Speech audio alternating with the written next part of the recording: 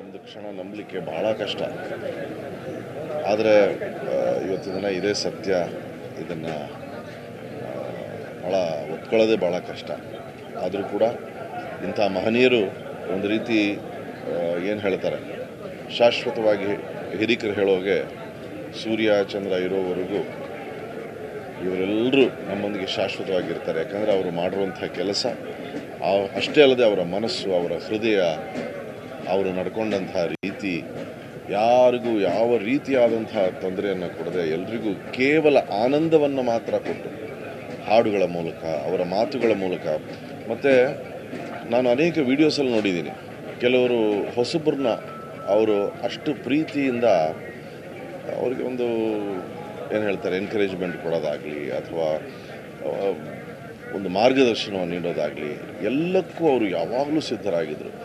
ನಾನು ಇಂಥ ದೊಡ್ಡ ಗಾಯಕಿ ಅನ್ನೋ ಒಂದು ಒಂದು ಒಂದು ಕಿಂಚಿತ್ ಕೂಡ ಅವ್ರಿಗೆ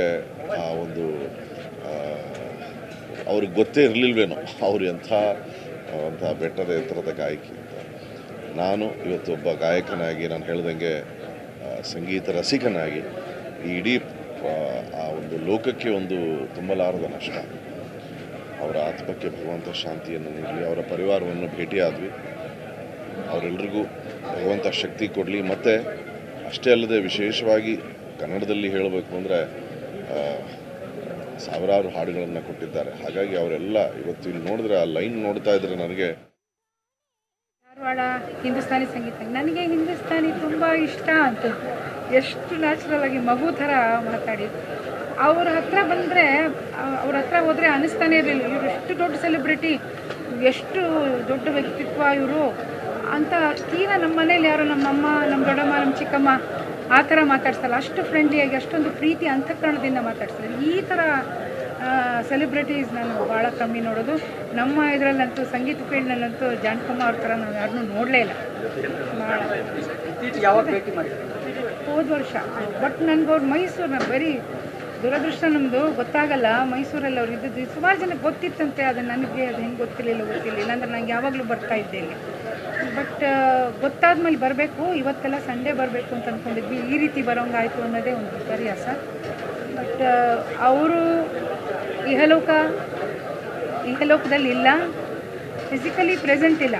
ನಾವು ಜಾನಕಮ್ಮ ಅವ್ರನ್ನ ಮೀಟ್ ಮಾಡಿ, ಅವ್ರನ್ನ ನಮಸ್ಕಾರ ಮಾಡಿ, ಅವ್ರ ಕಾಲು ಮುಟ್ಟಿ ಆಶೀರ್ವಾದ ತೊಗೋಬೇಕು ಅಂದರೆ ಅವರಿಲ್ಲ. ಆದರೆ ಅವರು ಮಾಡಿದಂತಹ ಕೆಲಸ, ಅವರ ನಮ್ಮ ಕರ್ನಾಟಕಕ್ಕೆ especially greatest contribution to Kannada cinema industry. ಬರೀ ಸಿನಿಮಾ ಇಂಡಸ್ಟ್ರಿ ಅಲ್ಲ, ಒಬ್ಬ ಮನುಷ್ಯತ್ವದ ಮಾನವತೆ, ಒಂದು ಕುಲಕೋಟಿಗೆ ಅವ್ರು ನೀಡಿದಂಥ ಸಂದೇಶ ಏನಿದೆಯಲ್ಲ, ಅದು ನಮ್ಮನ್ನೆಲ್ಲ ನಿತ್ಯ ನಿರಂತರವಾಗಿ ಕಾಪಾಡುತ್ತೆ ಅನ್ನೋದರಲ್ಲಿ ಸಂದೇಹ ಇಲ್ಲ. ಭಗವಂತನೇ ಅವ್ರ ಹಾಡುಗಳು ಕೇಳಿ ದೇವರು ಸಾಕ್ಷಾತ್ಕಾರ ಆಗಿದೆ ಅಂದರೆ ತಪ್ಪಾಗಲಿಕ್ಕಿಲ್ಲ. ನಾವೆಲ್ಲ ಸಿಂಗರ್ಸು, ನಮಗಿನ ಚಿಕ್ಕವ್ರು ಏನಿದಾರಲ್ಲ, ತುಂಬ ಫೇಮಸ್ ಆಗಿರೋ ಸಿಂಗರ್ಸ್ ಇರ್ಬೋದು, ಅಥವಾ ಇವತ್ತು ಕಲಿಬೇಕು ಅಂತಕ್ಕಂಥ ಗಾಯಕಿಯರು ಇರ್ಬೋದು.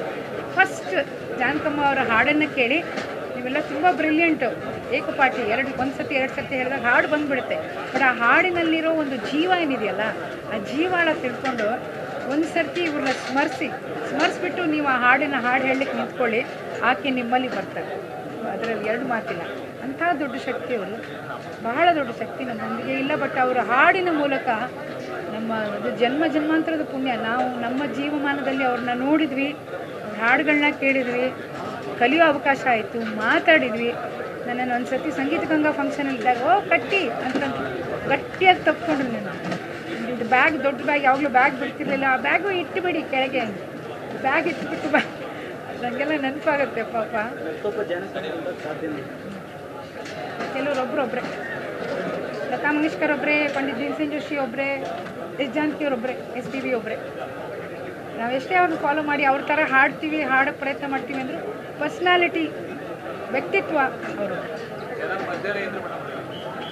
ನೋಡಿ, ಮೈಸೂರಿನವ್ರು ಎಷ್ಟು ಪುಣ್ಯವಂತರು. ಆ್ಯಕ್ಚುಲಿ ನಮ್ಗೆ ಗೊತ್ತೇ ಆಗಲಿಲ್ಲ ನನಗೆ ಅದು. ನೋಡಿ, ಅಂದರೆ ಮೈಸೂರು ಸಾಂಸ್ಕೃತಿಕ ರಾಜಧಾನಿ. ಈಗಿನ್ನೂ ಮೈಸೂರಿಗೆ ಇನ್ನೂ ಹೆಚ್ಚಿನ ಮಹತ್ವ ಬಂದ್ಬಿಡುತ್ತೆ. ನಮ್ಮ ಕೋಗಿಲೆ ಇಲ್ಲಿ ನಾನು ಇಲ್ಲೇ ಇರ್ತೀನಿ ಶಾಶ್ವತವಾಗಿ ಅಂತ ಚೂಸ್ ಮಾಡಿದ್ರಲ್ಲ, ಆರಿಸ್ಕೊಂಡ್ರಲ್ಲ, ಅದು ಭಗವಂತನ ನಿರ್ಧಾರ. ಅಲ್ಲಿಂದ very very simple, great soul, great human being, the greatest legendary singer. ತುಂಬ ಅದಕ್ಕೆ ಆ ಬಾನಲ್ಲೂ ನೀನೇ ಅದೇ ಹಾಡು ಅವರಿಗೆ ತುಂಬ